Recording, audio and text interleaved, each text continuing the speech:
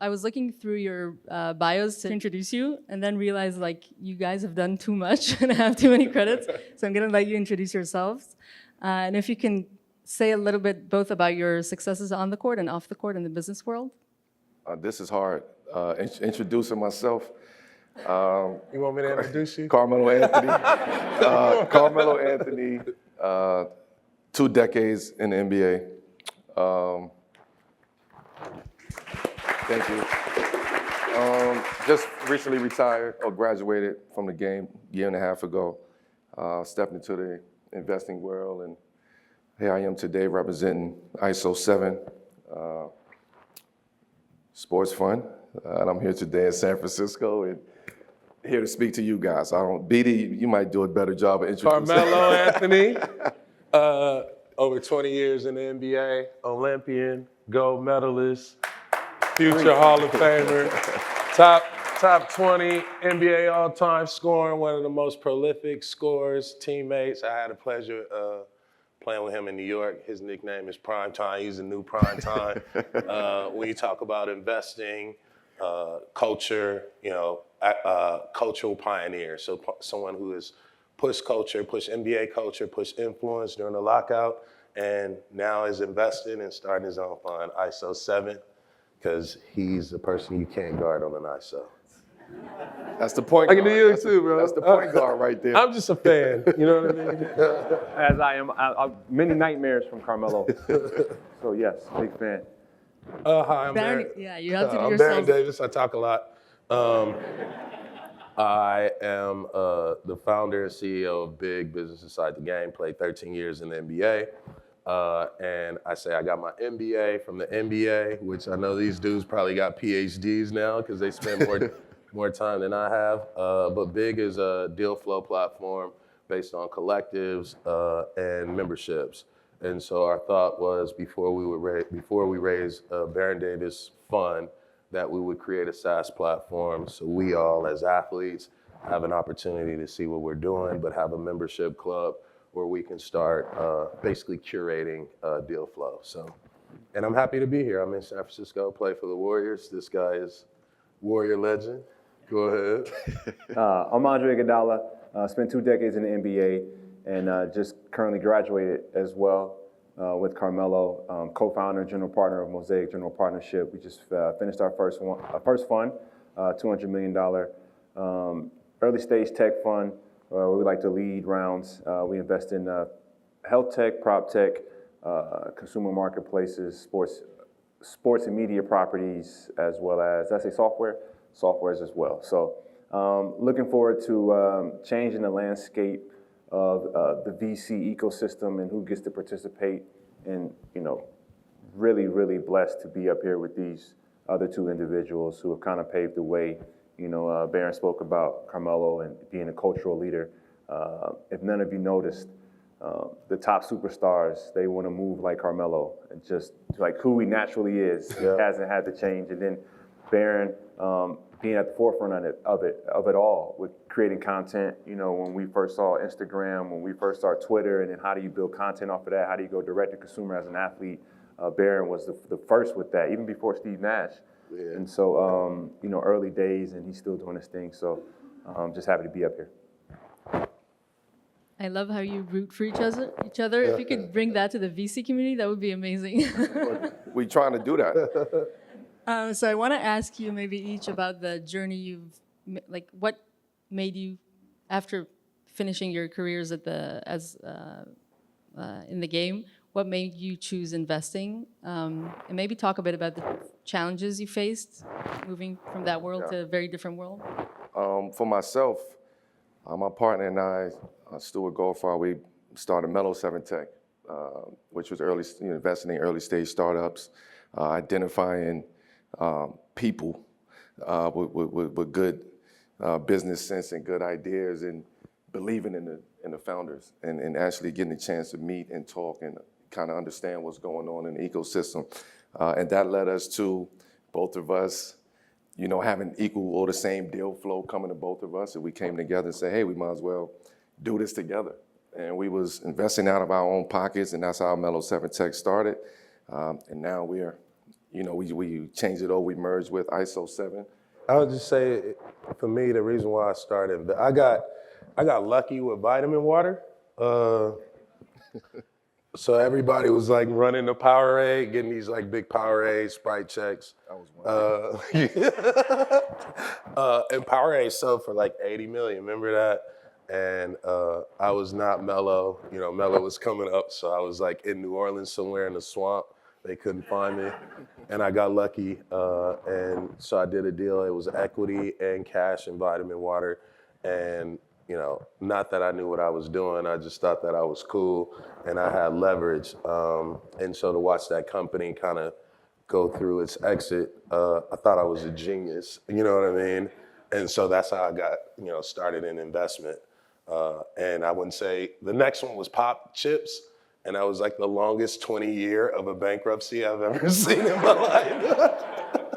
So, I was like, I'm not that good, but I can learn a lesson, you know what I mean? And so I just kind of started down the beaten path of like, all right, let me start looking at companies, let me start investing, because this next generation, like if I can put myself out there, the next generation, they're gonna realize all these opportunities because the owners are different, the people who are sitting, on the floor are different, and then the corporate partners are different. And so, it was really to like set a footprint and to jump out the window and say, all right, like if I fall on my face, like somebody coming behind me will be successful and, break the barrier. I think for me, it was, being an athlete, you hear a lot of the horror stories. And for me, it was always trying to understand anyone that was working around me, whether it was my agent, my financial advisors, private wealth managers. And that led me to the tech space in terms of getting a proper understanding of how companies work. And I think it works hand in hand as an athlete with your endorsement deals. And I think this changed over time, as a transactional versus equity. And being allowed to even grasp that concept, because there's so many gatekeepers in place that don't want you to know certain information, and just going out and getting that. I think the hardest things were getting people to take you serious as an athlete. And I think when they understand, our discipline, our sacrifice, how much time we spend in the air, how much time we spend on the court, the beatings our body takes, our mind takes. And I think once people understand, like we're one in whatever that crazy number is. It's only 450 of us on Earth, and then there's only 5,000 NBA players total ever.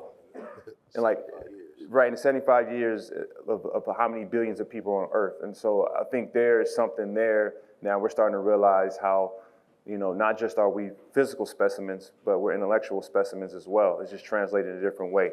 And as we've grown and been through CBAs, collective bargaining agreements, there's been a lot of talks with unions and strikes lately. As athletes, we're working hand in hand with the league, understanding like what revenue is being missed, what is considered basketball-related income. And then, there's buckets over here that we never really got a chance to tap into. And so now we're growing, and now we're saying, hey, we're actually businessmen. And so we have to be more keen to what's happening. And now we're starting to understand, you're building content, all the streaming platforms. Now there's a big NBA deal coming up that they're negotiating right now, and what different rights go to different, whether it's a streaming platform or we go to direct-to-consumer or we stay traditional over the top with cable. And those conversations haven't happened, I would say, over the last 10, 15 years, and we were just right in the heart of it, and it just opened up some areas for us to leverage our brand, leverage our talents. Like Carmelo he was one of the first athletes who was, had an understanding of the transactional side with where the collective bargaining agreement ended, how he would sign his deal, and I was reading about how he was investing in the portable chargers. You were early on that. I remember that one. early. Yeah. But just leveraging, a lot of influencers. I think the athlete was the original influencer. Totally. And so we were early in that space, and then how that translated into how we started getting equity in our deals. Can you maybe describe, how do you choose the type of ventures you invest in? Or maybe also talk about an example or two of founders or ventures you invested in that you like? Nick or Vic? Go.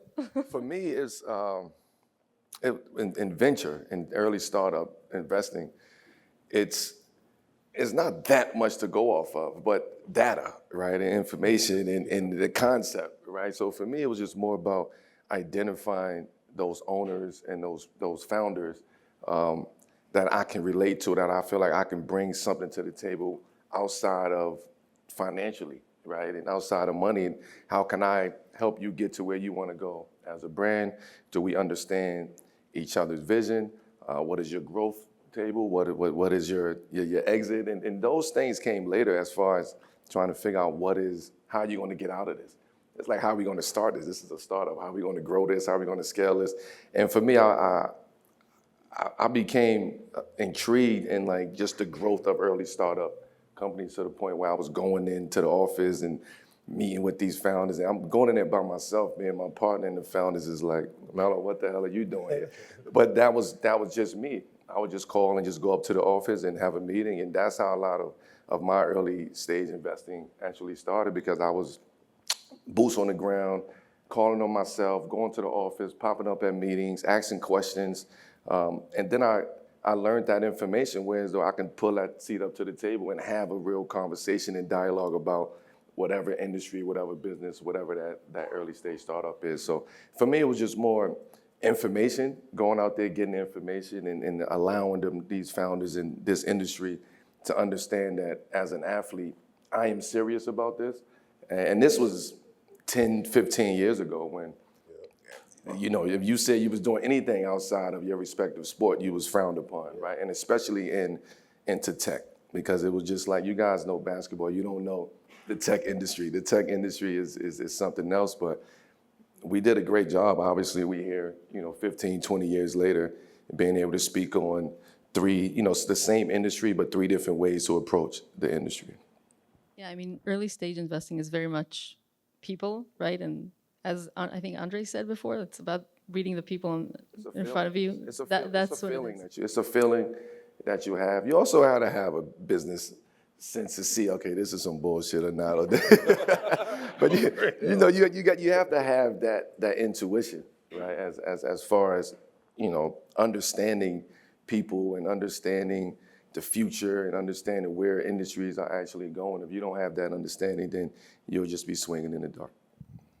Maybe let's talk a bit about team dynamics, just because it's such a crucial part of basketball, and I wonder how you. So yeah, Andre, you're known like as the leader. Yeah, that's the champ right there. Do you find you're like the coach on the court, right? So do you find yourself coaching your founders? Well, this is something I learned early on, and I thought it was only an issue in sports, where the ego is driving everyone insane. I thought it was just in sports, but I did a bunch of fireside chats with a bunch of founders and CEOs, and I would always ask, what are you looking for me to relay to the employees? And they were, we love you because you sacrificed. And I had to remind them, no, my pocket sacrificed too. Like, my salary came down as a sacrifice, but I was also able to relay the message that, yes, sacrifice is for the greater good when it's done the right way, and it takes you further. So for me, sacrificing helped me extend my career. And so I made up the dollars that I missed because it prolonged my career. And so I was able to understand that.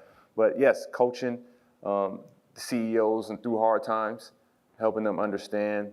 One thing I learned about winning a championship was, Steve Kerr, who has like 15 of them, he always said, the champagne is just, remember, you're celebrating all the hard times you went through. And if it's not hard, then it's not worth it. And so getting that understanding, was just listening to Vinod Khosla. He was speaking at Stanford. I was looking at his YouTube video this morning, actually. And he was speaking to, like, if you're not trying to fail, you're not trying. Like search for it. Like, take yourself to your deepest depths. And I think that's what we look for in founders, like those that are really trying to create real change or trying to disrupt something to make that particular product more efficient, work better, better for the users. And it's interesting, Zoom and Eric Yuan, like that was, video conferencing was already taken on by the incumbents. Your largest companies, they have video conference. So who would have thought that a startup could come in and disrupt. And that startup became the verb. You know, you don't say I'm not going to Microsoft Teams, I'm going to Zoom. And then once I get to the link, oh shoot, this is Microsoft Teams, this is Zoom. But that's a real thing too. With AI, we're trying to have that conversation, like who's going to win AI? Is it going to be a startup or an incumbent? And then who's going to regulate it? I'm looking at a startup right now with an NIL product.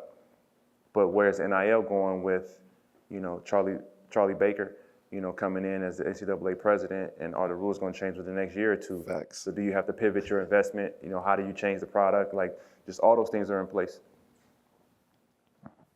Maybe Baron, so continue on the team dynamics theme. Sometimes in basketball, the individual kind of has to take over the court to get something done. Do you find that happens also in working with founders or investing? I would say, like, the way we approach it is, you know, trying to figure out where your North Star is. So before we even start, you got a genie bottle, you got 3 wishes.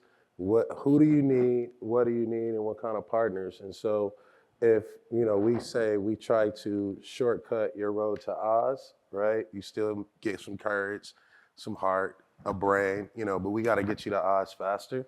And so when we kind of put those guardrails on the entrepreneur, like from our perspective, like not their perspective, because, you know, they're like big egos as well. You just want to kind of navigate, you know, almost parallel a little bit in front. And so a lot of times you have to, like, maybe step in, you know, there's always a gray area in seed, Series A, Series B, and it's like biz development, marketing, strategy, that is like a big gray number, you know what I mean? And the higher you go, a lot of people start spending. And so we figure if we can get out in front of you, like, who are the people you need to meet? Who are the people in your community, whether it's a B2B relationship, whether it's an athlete or celebrity that you need that is not gonna cost you a lot? And then what is the strategy around, like, your next best steps? And so we encourage the entrepreneur to go forward. Don't be afraid to fail, but we also wanna build, you know, kind of mechanisms and trampolines for ourselves, because it's our money. So we stay close to, you know, helping them figure out where the next move is. And then I wanted to say something about athletes. Like, we're so used to getting traded, getting benched, whatever, you know what I mean? Like, media, so we know how to pivot. And pivoting is, you know, it's not a foreign thing to us. It's like, it's a comfortable thing. And we always say, and you know, these two are great players, you're always the most comfortable, you know, get comfortable being uncomfortable.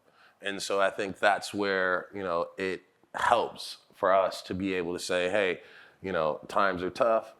Don't worry about it. This is how you get out of it. You know what I mean? You can't figure something out. You may have some personal issues. You know what I mean? There may be a big world issue, right?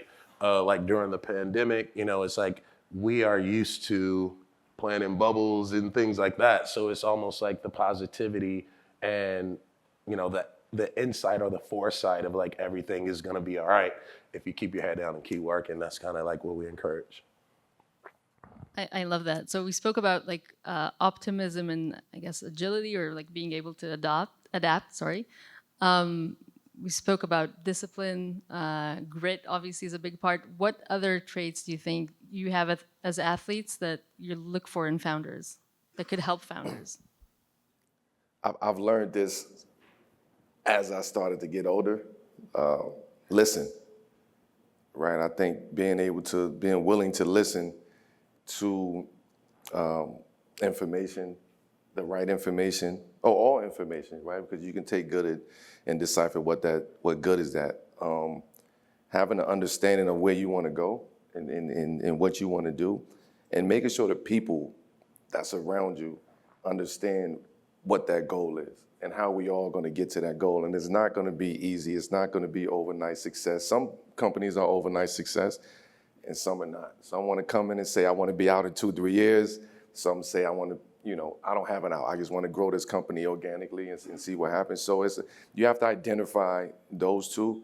But for me, it's just more about having that relationship with the founder and understanding the business and where you're actually trying to go. Because again, if I start looking at balance sheets in startups and early stage startups, there's no balance sheet, right? You got to take risk in early stage startups. So as an investor, I'm looking at people that's willing to take risk, but smart risk, not just risk and going out there and risking the company and making the company fold. So we have to listen. So I've learned that, and that would be my advice to founders out there. Listen to your employees. Have an open mind. Dialogue, communication is key, and also transparency. And I think when you have that, everybody feels comfortable at that one goal, which is to go and make this the greatest company of all time. I think it's generally a good advice for life to listen. A lot of people, the world could be a better place. We have to learn it, though. We have to learn that, to listen. We sit up here on these chairs and in our positions a lot of times that we forget to listen because we believe that we know everything or we feel like we know everything. But when you listen, man, a lot of things happen and a lot of growth starts to happen naturally and organically in your company.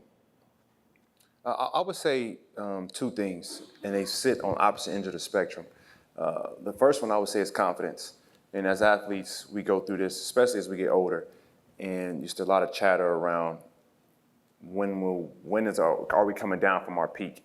And I had to exercise, especially coming off the bench for the Warriors, some nights where I didn't get to do everything I felt like I could bring to the court. Like I would go home and watch old videos of myself when I thought I was good. Right? It's a real thing. And so there's a confidence and there's an ego. And how can you make sure you're on the side of confidence? Because when you have confidence, you're still able to stay out of your own way, but you know what you're capable of with the hard work. But then the other side of that is, I think everybody should have radical candor within their company or within their investors. Like you should be able to have intellectual arguments consistently. And I think it protects you from your blind spots. What am I missing? And so if someone disagrees with you, it's not a personal disagreement. It's where we all trying to get to the same place. There may be different routes, but what's the best route for us? And so we need all the options available. And I think with intellectual arguing, you're able to see through anything that you may be missing because obviously we think our ideas are the best ideas. And so those two things. I love it. For us, is business inside the game is listening, and listening is super important. That's how I got involved. It's like if I can listen, that's all right. If I can listen, and then we on the court, we are listening for everything, right? When people are talking to us all the time. People are interviewing us all the time. We're on the bus talking all the time about your company, about world economics, about other sports, about people, about relationships. And so I think that's where we're well seasoned. And so business inside the game for me just kind of taught me to go with what I know, go back on the plane into those conversations, understand that, that there's a tech department that's associated with the team. There's a finance department that's doing our contracts. There's a marketing team. And so all of that is really listening, you know what I mean? And insight. And for us, we, as athletes, we learn every day by repetition. And so we kind of teach athletes who are transitioning, whether it's investing or C-suite, it's use your insight, use the fact that you're going to show up every day on time, you're going to go to practice, you know what I mean? You're going to be the hardest worker, you're going to stay after, Melo, Iggy, they sitting there working out by themselves.